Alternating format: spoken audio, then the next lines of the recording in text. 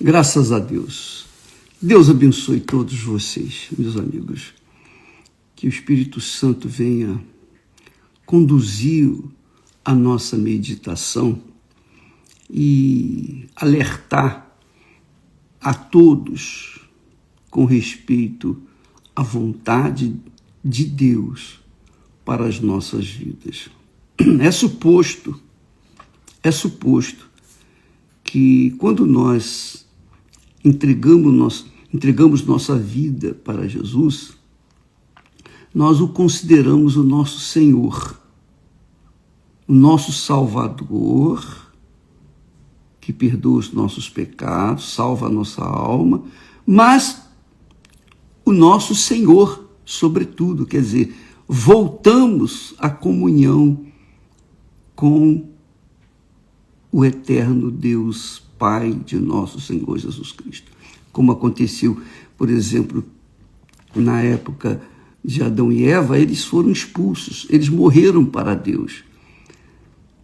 Por quê? Se separaram para Deus, porque desobedeceram, fizeram a vontade deles ao invés de fazer a vontade de Deus.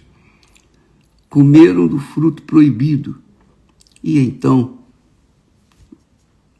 todos nós sofremos as consequências. Então, quando alguém volta para Deus, meu Deus, me perdoe, eu creio no Senhor, eu creio na Tua palavra, eu creio em Ti. Quando essa pessoa é salva, recebe o Espírito Santo, antes disso, ela faz a escolha de servir ao Senhor. Ele se torna o Senhor dela, quer dizer, ele que vai fazer vontade dele na nossa vida. Nós vamos fazer vontade dele aqui na terra. Então, isso é um ponto pacífico.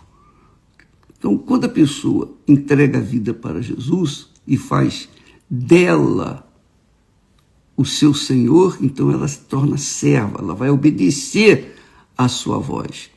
Jesus disse assim, olha só, bacana, com respeito a esse tema.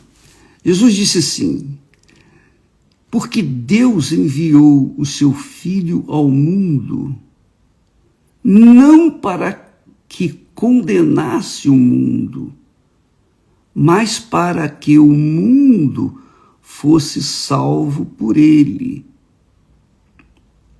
Quem crê nele não é condenado, mas quem não crê já está condenado, porquanto não crê no nome do unigênito Filho de Deus. O que significa não crer no nome do unigênito Filho de Deus? Deus mandou o Filho dele dar a vida dele para salvar aqueles que creem nele, que o aceitam como Senhor. Então, através de Jesus, Deus só tinha um filho. Deus só tinha um filho, o unigênito. O único filho, que é Jesus. Deus Pai, Deus Filho e Deus Espírito Santo. Quando nós aceitamos o sacrifício de Jesus por nós, quando cremos que ele morreu por nós, deu a alma, a vida dele por nós, pela nossa, então nós somos salvos. Isso significa que o Espírito Santo vem sobre nós e nos gera uma nova criatura. Jesus disse, aquele que nasce da carne é carne. Eu nasci da carne neste mundo. Mas quando eu aceitei Jesus, quando entreguei a minha vida para ele, assumi um compromisso com ele, então ele me fez filho de Deus. Então, Deus deixou de ter um filho, que era Jesus, e também ganhou a mim. Então em Jesus, eu sou filho de Deus. E você também. Então, cada pessoa que crê no Senhor Jesus Cristo, então não é condenado. Por quê? Porque em Jesus nós somos salvos. Em Jesus tornamo-nos filhos de Deus. Obviamente, isso é obra do Espírito Santo. É Ele que vem sobre nós e nos gera uma nova criatura. Jesus disse também lá no capítulo 3 de João que o que é nascido da carne é carne. E o que é nascido do Espírito é Espírito. O que é nascido do Espírito Santo é Espírito, quer dizer, é espiritual, é um ser divino, é filho de Deus. Pode chamar Deus de Pai, porque é filho. Por isso também, na oração, Jesus ensinou os discípulos: vós orareis assim, Pai nosso que estás nos céus. Quer dizer, pode chamá-lo de pai porque ele vai ouvi-lo. Por quê? É filho. Então, aí você vê a diferença entre os que são e os que não são filhos de Deus. Tem que haver uma diferença entre os... Deus fala lá em Malaquias: vereis outra vez a diferença entre aquele que serve a Deus e aquele que não serve. Tem que haver essa diferença. Então, essa diferença é vista justamente com essa condenação. Quem nele crê, quem crê no Senhor Jesus, entrega a sua vida, casa com ele, quer dizer, assume a fé nele neste mundo, não é condenado. Mas quem não crê já está condenado. Mas quem não crê já está condenado. Aí eu fiquei pensando, meu Deus, que condenação é essa? Que condenação é essa? Aqui, já está condenado. Aí depois ele diz assim: e a condenação é esta. Olha só. E a condenação é esta: que a luz, referindo-se a Jesus, eu sou a luz do mundo, que a luz veio ao mundo e os homens amaram mais as trevas do que a luz, porque as suas obras eram más. As suas obras eram más, porque todo aquele que faz o mal odeia a luz e não vem para a luz, para que as suas obras, obviamente as obras más, não sejam reprovadas. Muito importante isso, você ler, amiga, e meditar e pensar, porque nós somos condenados ou nós somos salvos? Quem é condenado por conta de tomar a decisão de rejeitar aquele único que pode salvá-lo. E quem é salvo é aquele que aceita, não só dizer, eu aceito Jesus como meu Salvador, mas assumir essa aceitação, como o casamento. O casamento é uma analogia com a entrega para Jesus, da vida para Jesus. Porque quando nós nos casamos, ninguém obriga a gente a casar. O casamento é uma coisa pessoal, da vontade pessoal. Então, você encontra outra pessoa, você ajusta os seus pensamentos com os dela, e então vocês resolvem casar, que quer dizer, vocês se tornam uma só carne. Você entrega a sua vida para ela e vice-versa.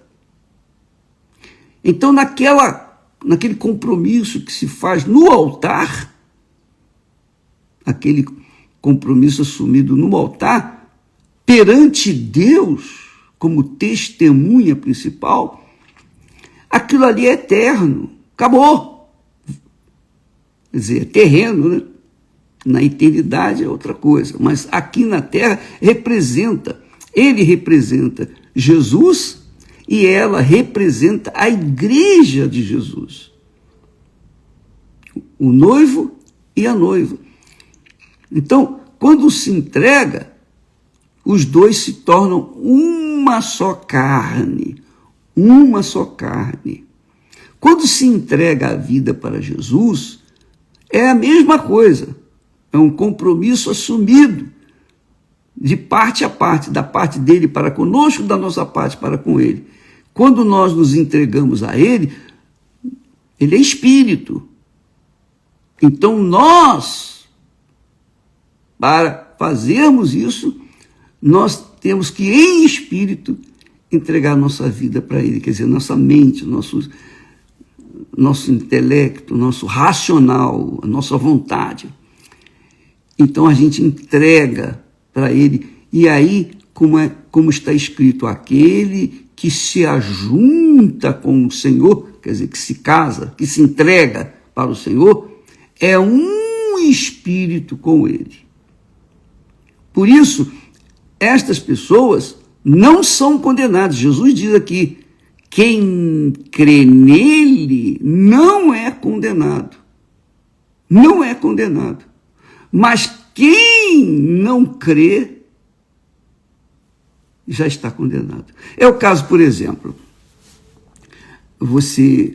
nós sabemos que, eu fiquei sabendo ontem, esses dias aí, que no carnaval, esse último carnaval, as pessoas injetavam vírus de doenças contagiosas e iam vacinando as pessoas durante o carnaval. Quer dizer, passando para outras pessoas o vírus de HIV, o vírus de doenças venéreas, de outras enfermidades, etc. Iam passando de corpo a corpo. E, segundo soube, que uma médica atendeu mais de 100 pacientes que foram contaminadas durante o carnaval. Aí eu fiquei pensando, puxa vida, como é que pode uma pessoa ser tão má, perversa, de querer fazer o mal a outra pessoa que nem conhece? Que nem conhece. Isso é um absurdo. Pois é, mas foi o que aconteceu. E por que isso aconteceu? Eu recebi a resposta aqui. A resposta está aqui. Está aqui. Aqueles que vivem nas trevas fogem da luz, para que as suas obras não sejam vistas. Então, esses são os condenados, que vivem nas trevas, que fazem o mal, que vivem o mal, curtem o mal, que distorcem a verdade de Deus em mentira. Nós vamos ver nesses próximos dias o que nós temos recebido e vamos passar para vocês. A verdade é que Deus, amiga e amigo, não se deixa enganar ou zombar. Tudo aquilo que o homem semear, isso também ceifará. Se ele semeia o mal, ele vai colher o mal. Se ele semeia o bem, ele vai colher o bem. A seu tempo ele vai colher aquilo que ele plantou. E isso é interessante, muito interessante a gente avaliar, porque quando eu estava perguntando, meu Deus, como é que pode isso? Como é que pessoas fazem o mal a outras que nem conhecem? Mas por que fizeram mal? Fizeram mal porque todos estavam na gandalha, na festa de Satanás, na festa do diabo, carnaval. Estava lá? Então está sujeito. A Bíblia diz que Deus os entregou à derrota, ao mal. É isso que eu queria que você entendesse. Presta atenção. Você sabe que quando você lê o Velho Testamento, você vê a história de Israel, o povo separado por Deus, o povo que recebeu a lei, a palavra de Deus, o povo que teve privilégio. Deus escolheu um povo, separou um povo para que o filho dele viesse nascer. Então, os filhos de Israel, enquanto eles eram obedientes à palavra de Deus, eles eram abençoados, prósperos, saudáveis, venciam seus inimigos. Mas quando os filhos de Israel desobedeciam a Deus e se corrompiam e se envolviam com as orgias dos pagãos, dos povos pagãos, então Deus se voltava contra eles também. Olha só. Então, diz assim, lá no texto de Juízes, no capítulo 13, versículo 1.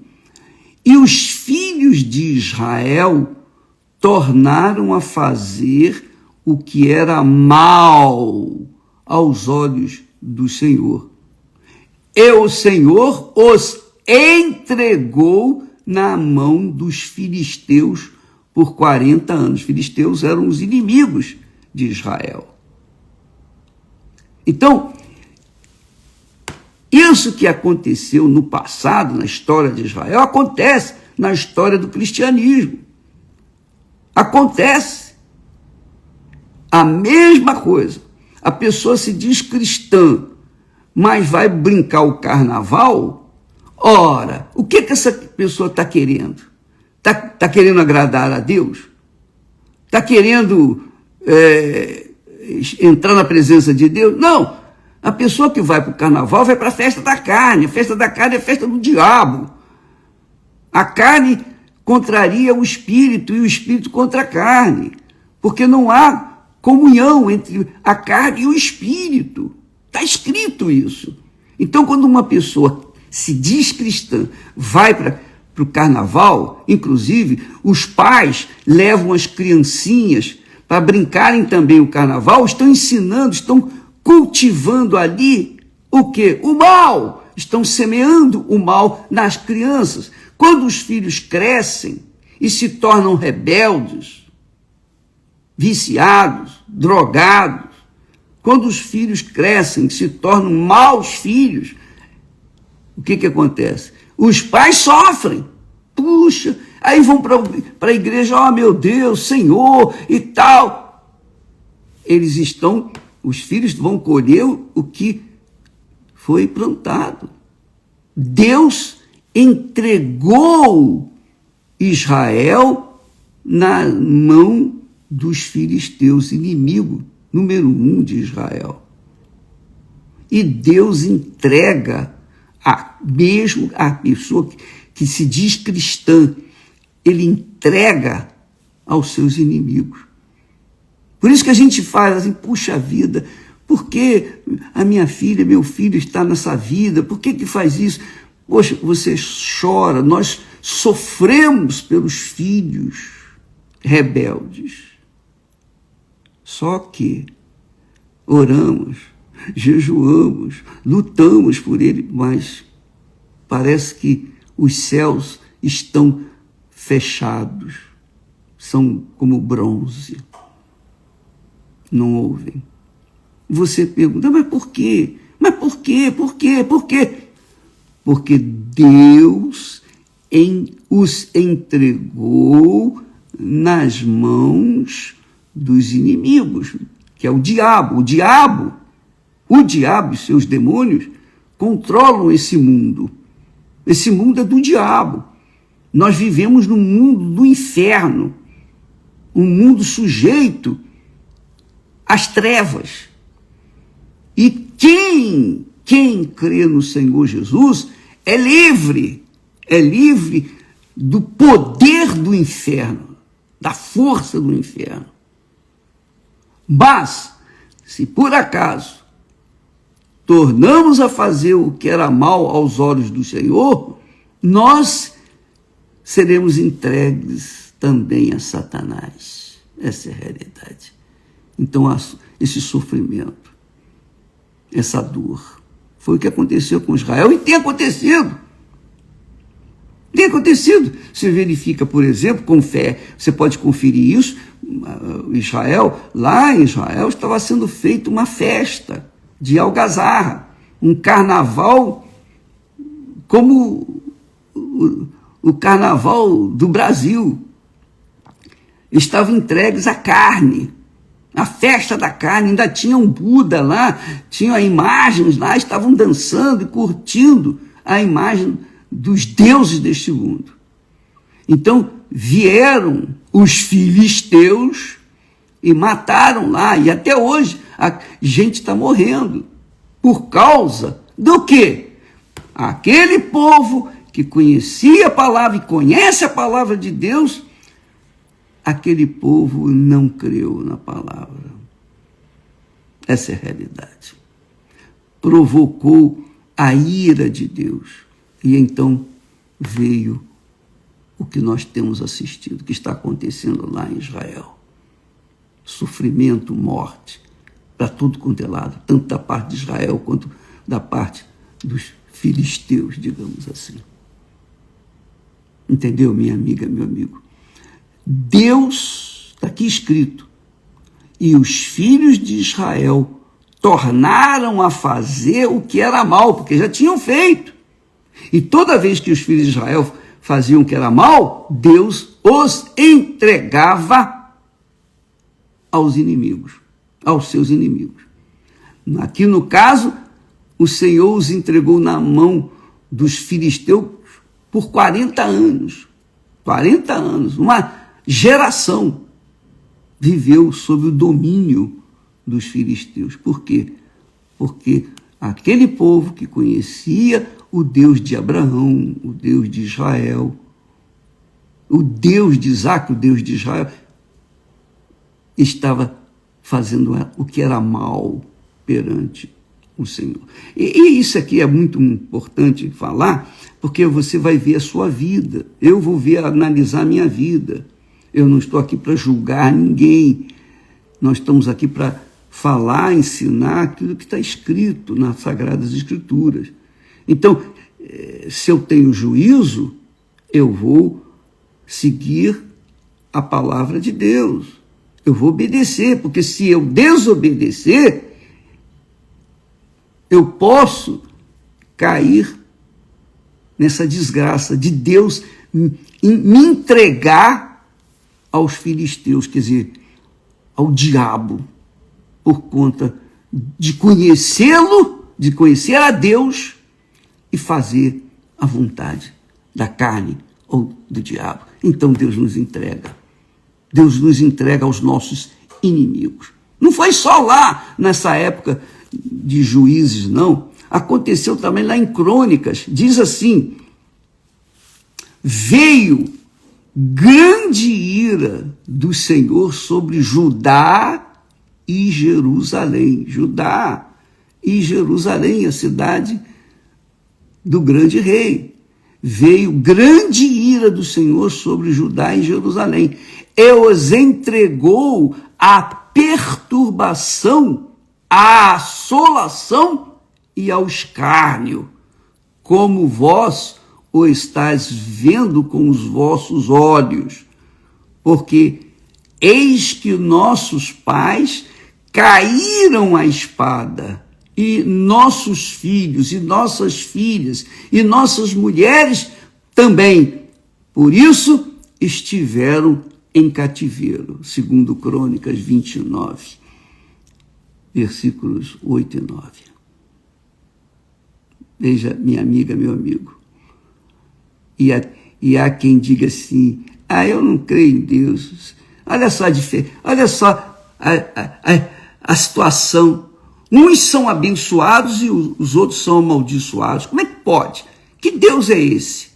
Que Deus é esse? Deus é um Deus de justiça. Deus é um Deus de justiça. Ele faz o bem, ele salva, ele livra, liberta. Mas se você sai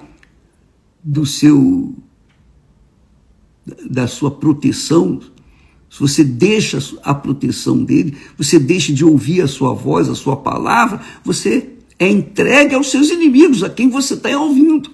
Deus entrega. O apóstolo Paulo fala sobre isso também, com os cristãos. Veja só, isso aqui é interessantíssimo, porque dá uma visão de como Deus trata o seu povo. É que trata com justiça. Diz aqui o texto sagrado. Lá em Romanos, o apóstolo Paulo, dirigido pelo Espírito Santo, fala: porquanto, está falando do povo de Deus, porquanto, tendo conhecido a Deus, não o glorificaram como Deus, nem lhe deram graças. Antes, em seus discursos, se desvaneceram e o seu coração insensato se obscureceu. Dizendo-se sábios, tornaram-se loucos. Está falando daqueles crentes ou cristãos ou pastores que ostentam um título de bispo, de pastor, seja lá o que for, mestre, alguma coisa assim, profeta, etc. Deus está falando aqui através de Paulo. Tendo conhecido a Deus, não o glorificaram como Deus, nem lhe deram graças, nem lhe consideraram. Antes, em seus discursos se desvaneceram e o seu coração insensato se obscureceu. Dizendo-se sábios, tornaram-se loucos. E mudaram a glória do Deus incorruptível em semelhança da imagem de homem corruptível, e de aves, e de quadrúpedes, e de répteis. Por isso, também Deus os entregou às concupiscências de seus corações.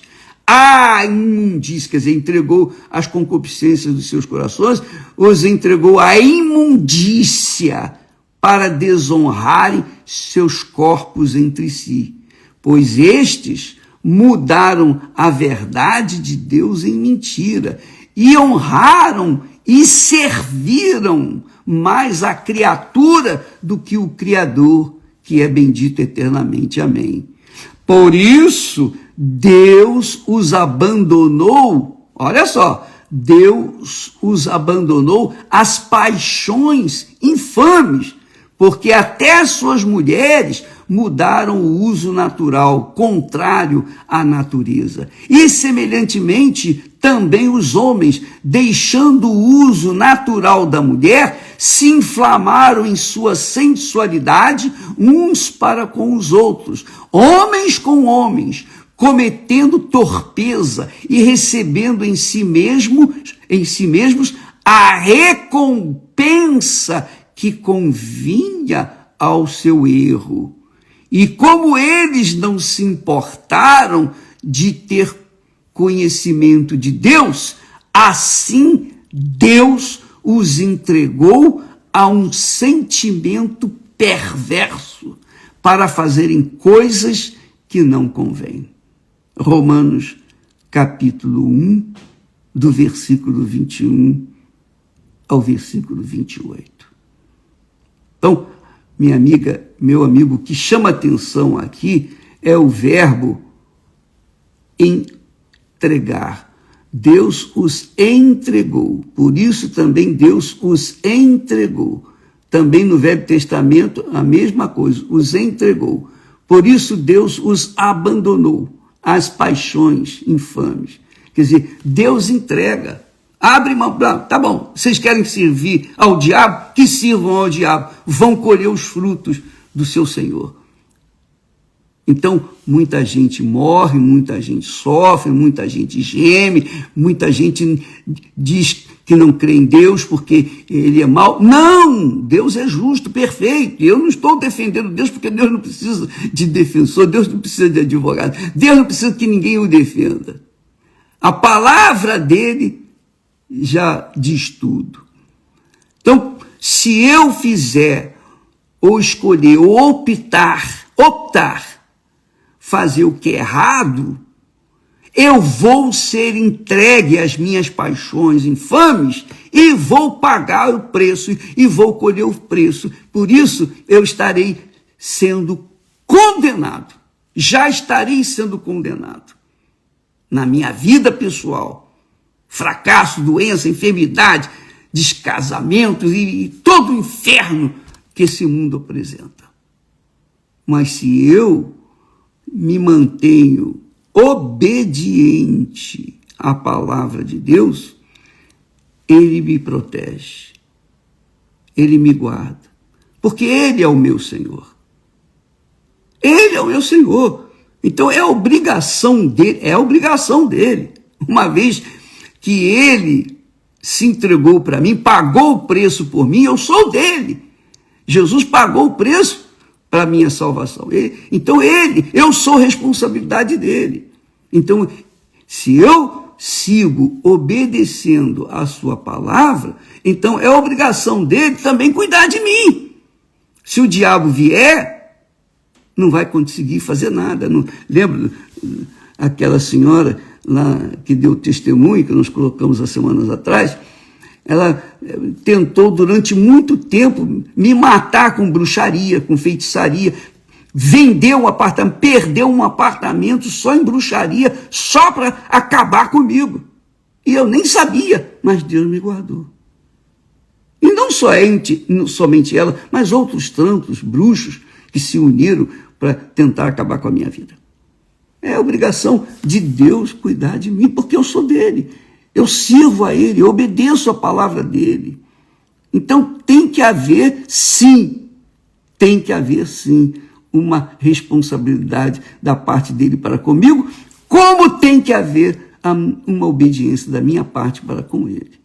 Esse é o casamento, essa é a aliança que Deus fez com Abraão, com Isaac, com Israel, enfim, com o seu povo. Mas quando o povo quebrava essa aliança, então Deus o entregava aos seus inimigos. Os seus inimigos deitavam e rolavam na desgraça.